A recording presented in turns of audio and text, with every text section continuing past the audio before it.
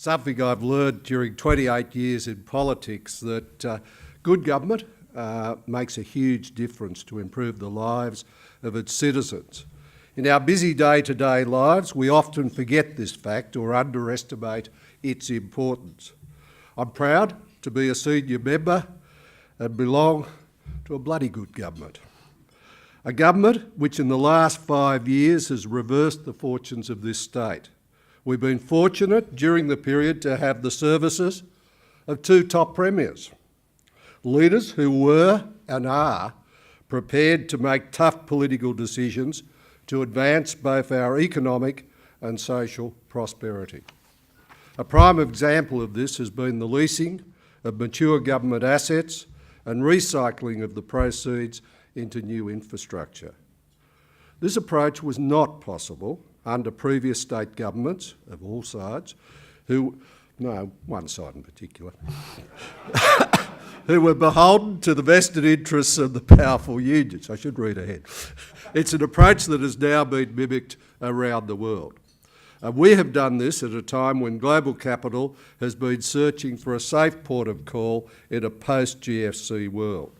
New South Wales represents a low-risk environment for investors, nor have we in New South Wales displayed sovereign risk problems like our neighbour just south of the border, the Mexicans down there. Sovereign risk is one of the real issues for developing a state, and what they did on the motorway down there has left a nasty slur over their state and most of the other states. I've got to say, as we travel the world, people are able to identify that that hasn't happened in New South Wales. The leasing of our ports in our first term of government gave us the ability to invest billions in the next generation of infrastructure, including critical road and rail projects such as West Connects, North Connects, Bridges for the Bush, fixing country roads and rail, and Australia's largest public transport project, the Sydney Metro. In our second term, the leasing of poles and wires will help to kick on delivery of thousands of projects across the state, including continued upgrades to major regional freight corridors such as the Newell, New England and Golden Highways. We'll also continue to invest historic levels of funding to repair and improve our network of country rail lines, which help to move grain from paddock to port. Just this week, our efforts in this area again rewarded with the federal budget confirming more than $2 billion additional funding to New South Wales via the Asset Recycling Initiative. That's just the first of many payments to the state via this initiative. This additional funding was made possible because New South Wales had done its homework in submitting high-quality business cases for major projects, and not to mention having these projects shovel-ready when there is money around. The great untold story of our approach to recycling capital is how the leasing of public assets has stimulated increased private sector investment in the freight and infrastructure space. This year, for example, 3 major global grain companies and one of Australia's leading ports logistics businesses opened a new export terminal in Port Kembla. The same is happening at the Port of Newcastle, with plans underway to expand existing bulk liquid storage facilities that help service the Hunter region with diesel. One of my personal favourites at the moment is how the private sector is not only investing money, it's also investing know-how. For instance, through a government-convened process, stevedores, freight operators, you very rarely see them sit in the same room for a long time, are working around a single table to action ways to improve the efficiency of rail operations in and out of Australia's second largest container facility. Investment in new and improved freight infrastructure is imperative, but we also have to sweat existing assets by working smarter to improve the above rail operations. We are now seeing individuals move from focusing exclusively on their own businesses to concentrating on the efficiency of the overall supply chain. It requires participants at the port to put aside their commercial hats, open their books to their competitors, which they're doing, and it is just terrific to see it. They're being frank and honest with their competitors and with us and about the bigger picture. This growing trust between industry and government has helped create a sense of deep confidence in this state, which frankly has been lacking since the 2000 Sydney Olympics. It was great then, somehow we lost it. As an aside, I welcome the Prime Minister's recent announcement to better capture the value of major urban infrastructure projects by utilising the sizeable balance sheet of the Commonwealth. It's an approach which frankly has worked well in other countries. New South Wales is an exciting and special place to be at the moment. We have the political capital, the human capital and the actual capital to achieve our infrastructure goals. To put things into a national perspective, in this week's federal budget, the New South Wales government secured 50% of the overall nationwide investment for capital, road and rail infrastructure projects. Let me say that again, 50%. And there's the chart. That's out of the federal budget papers that were tabled this week, and that's because of the work is happening in New South Wales. And it's little wonder that we've gone to that situation. We've gone from one of the weakest economies in the country to now the strongest in just about every test that you can put within the Federation. In terms of human capital, talented and experienced people, whether they be bankers, engineers, planners or heavy machinery operators, have been staying or relocating to New South Wales to work on our many projects. I was out doing a change to the trucking rules to bring better, more efficient, safer, greener trucks with a 20% efficiency on our construction sites this morning. And the crews that were out there operating on the road where we did it at Mitchenbury were all Queenslanders that had come back to New South Wales. They're all ex-New South Wales come back. So whether they be bankers, engineers, planners or heavy machinery operators, they've been staying or relocating to New South Wales to work on our many projects. Take the upgrade of the Pacific Highway as an example. Over the next 12 months, more than 4,000 people will be directly employed to fast-track the ongoing duplication of the highway. That's 4,000 people on the highway in direct employment to a 4-lane divided road. Importantly, in some sections of the upgrade, up to 70% of the workers live on the North Coast, helping to strengthen the local economies. Completion of the Pacific Highway upgrade by the end of this decade was made possible by the New South Wales Government injecting an extra $2 billion into the project. Not to mention those heroes from Canberra, the Coalition Government restoring the 80-20 funding split in 2013.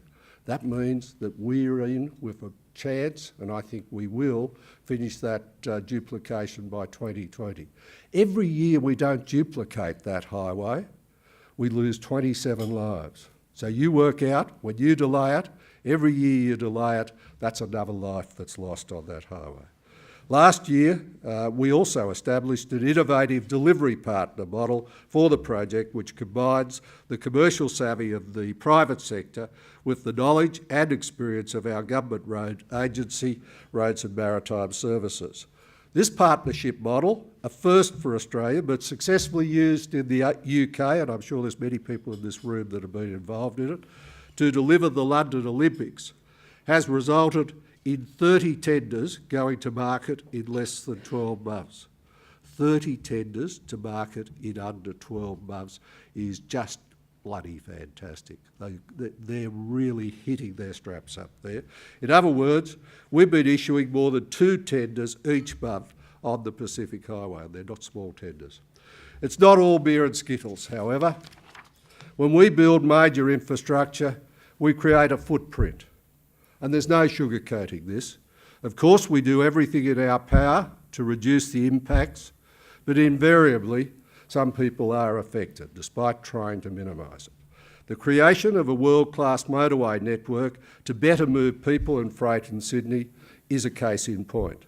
The spine of this network is WestConnex, a project to widen and upgrade the M4 and M5 and join them together to form a continuous, free-flowing motorway loop within the city.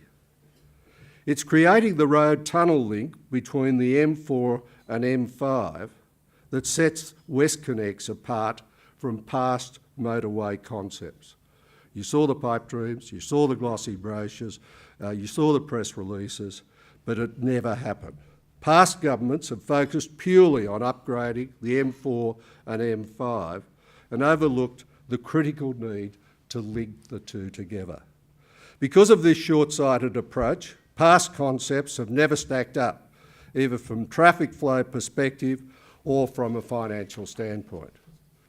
When WestConnex is completed, heavy traffic from the M4 won't be spilling onto Parramatta Road. Likewise, heavy traffic from the M5 East, including trucks hauling cargo containers to and from Port Botany, won't be spilling into inner-city residential streets.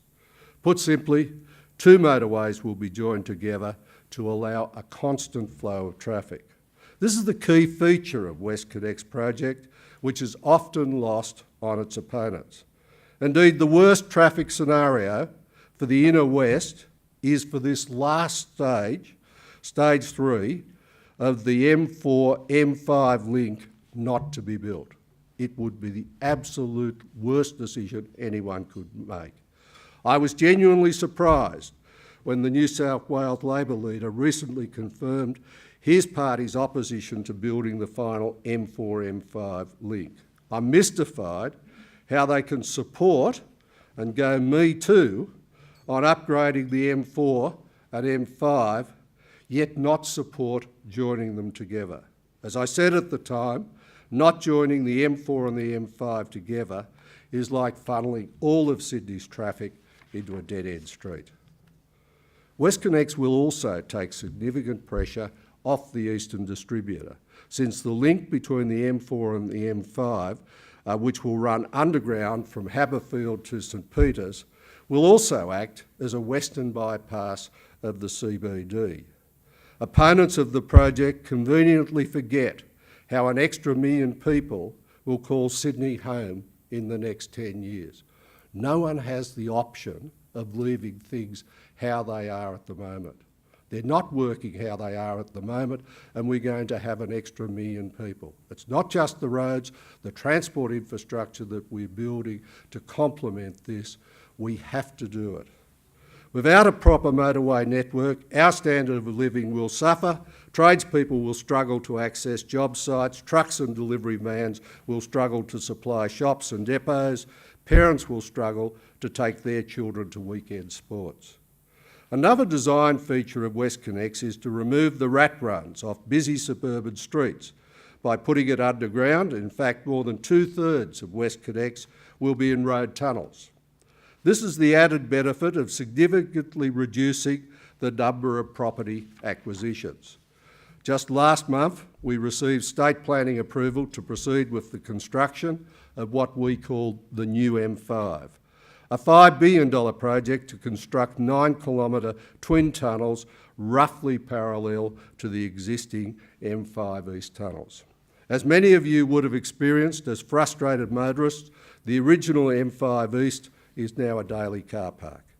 It was never built to handle the day's traffic, let alone future traffic volumes. WestConnex will also include a motorway standard connection from the new M5 at St Peters to the two ports, Sydney Airport and Port Botany, and a link to a future second road tunnel crossing the harbour, which we call the Western Harbour Tunnel. We'll also build tunnel stubs off the southern side of the new M5, which one day will be the start of a new motorway to the Shire and beyond. So they will go in the existing contract. So if a decision is made in the near or distant future, that ability is there. That's about thinking for the future. You can now start to picture how WestConnex forms the backbone of a truly integrated Sydney motorway network.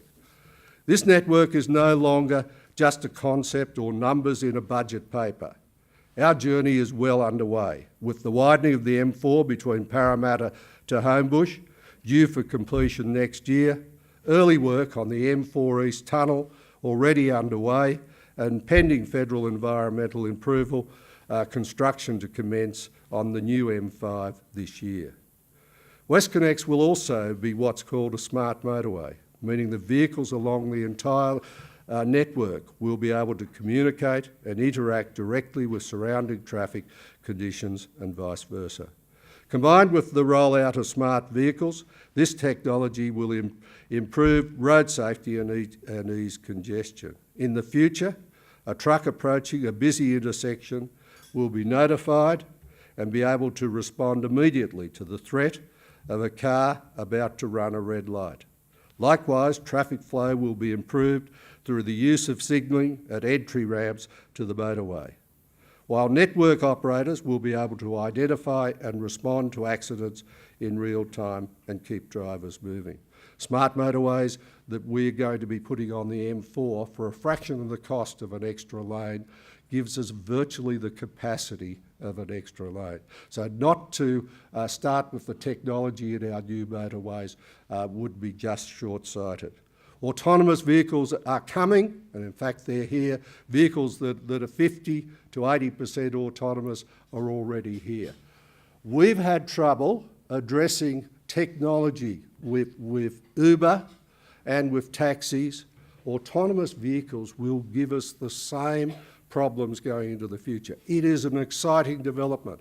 It is great for moving people, particularly in buses and heavy vehicles. It is great for safety.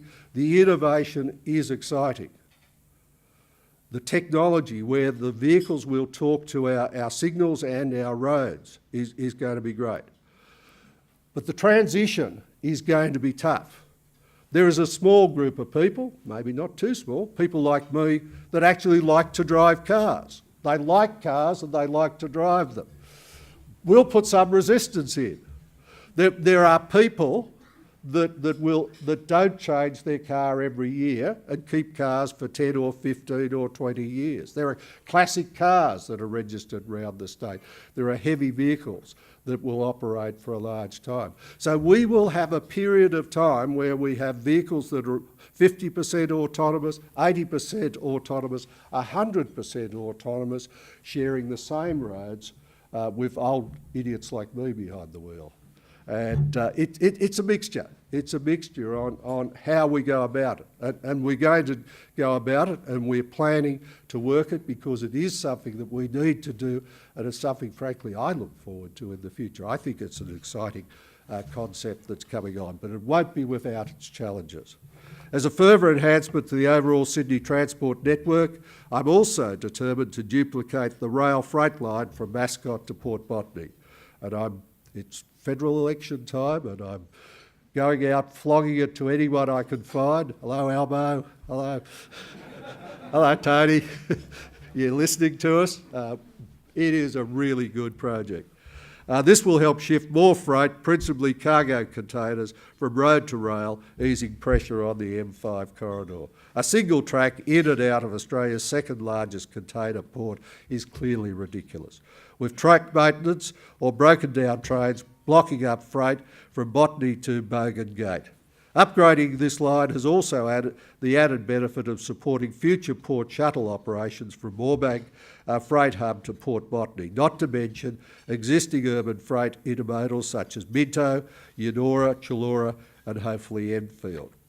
But it's not just WestConnex and its enhancements which will help create a truly integrated motorway network. We are currently closing the missing link between the M1 and the M2 motorways, a project developed in partnership with Transurban. Called NorthConnex, this $3 billion project will link the M1 Pacific motorway at Wahroonga to the Hills M2 motorway at West Pennant Hills via twin road tunnels. The 9-kilometre tunnels will be capable of carrying more than 100,000 vehicles per day, including removing 5,000 trucks from Pennant Hills Road. North Connects will bypass 21 surface traffic lights and, like West Connects, will help to divert traffic away from the CBD. It will offer a clear run for tradespeople, transport operators and motorists travelling between Western Sydney and the Central Coast and the Hunter region and even Melbourne and Brisbane to bypass Sydney. As an aside, anyone telling you that the urban motorways can be delivered without tolls is trying to pull the wool over your eyes. To keep tolls to a minimum, both the New South Wales and the Australian governments have invested billions to help finance both West Connects and North Connects. To keep things fair, motorists will only be charged for distance they drive, tolls will be capped at sensible levels, and free alternate routes can always be assessed by car. Both levels of government are also investing billions to build new and improved roads, such as upgrading Northern Road to service Sydney's future second airport at Badgerys Creek. Since 2011, the New South Wales Government has also spent hundreds of millions of dollars developing a network of roads, including the Narellan, Richmond, Schofields and Old Walgrove roads, to help future-proof predicted traffic volumes in key Western Sydney growth areas. As a member of the Old Country Party and Nationals since 1974, it would be remiss of me not to highlight our historic investments in country New South Wales. As a former Chief of Staff of mine, Jason D'Souza, strangely labelled me probably the most economically rational agrarian socialist that he'd ever met. I took it as support, but it was slightly bemusing. Programs such as Bridges for the Bush, the fixing of country roads and rail are delivering huge benefits to the efficient movement of people and freight in regional areas. One of our flagship projects under Bridges for the Bush, which is very close to completion, is the $55 million replacement of the Kapuka Bridge on the Olympic Highway near Wagga, a notorious freight pinch point. Notorious? B-doubles have to cross to the wrong side of the road into oncoming traffic to get through this bridge that runs right angles, runs at 90 degrees to the highway on both sides of the rail. That's how ridiculous this thing was and how it was due to be replaced. This new road over rail bridge will also allow the double stacking of freight trains on the main southern rail line from Melbourne to Sydney. An important project when you consider the overall context of the proposed inland rail network. And on that topic, we're supportive of the inland rail insofar as the project must deliver long-term economic benefits to this state, not just Victoria and Queensland. The New South Wales Government fully appreciates the national significance of such a freight rail line, but we also need to carefully consider any future impact on our state's port and logistics network. The Inland Rail project has certainly stimulated great interest in the development of freight hubs along the proposed corridor, and so it should. You could say that, as I've said lots of times, that regional intermodal freight hubs have become the new black. There are currently proposals for at least a dozen new regional freight hubs, and state and federal governments are increasingly being asked for grants to help fund intermodal terminals and connecting roads. We're committed to supporting the operation of viable intermodal terminals across regional New South Wales. But we need to make our investments wisely and to consider how each proposal impacts on the rest of the network. Several months ago, I established a task force headed by the former Chief of the Army, Gillespie, and those guys know about logistics. You can't run a modern army without a proper supply chain. So he was the best man to put in charge of this group that was assessing the fitness for purpose and the financial viability of existing and planned intermodal terminals in regional New South Wales. This task force will deliver recommendations to government in June this year. Around the same time, the second round of funding for fixing country roads will be announced, and that's the one where we put the last mile in, where we actually do the connections on getting transport happening. It involves the government partnering with regional councils and local industries to improve freight links to railheads, sale yards, abattoirs, distribution centres and fuel depots. I'm also delighted to announce the first major funding round of Fixing Country Rail, a program to upgrade grain or branch lines throughout regional New South Wales, including longer rail sidings to accommodate bigger and more productive freight trains, new ballast and steel to allow heavier axle weights. Sounds boring, sounds like train spotting, but it's probably the most important stuff we'll do to move stuff around this state. You've got to love a good rail. I'm becoming a train spotter as well as a petrol head, I suspect. Look, in summary, we're on the move again. We're having a go. It is just terrific fun, and I'm deeply honoured to be able to be here at a time with the resources and the people working with us to be able to try and make things better for freight in this state. Thank you for coming along.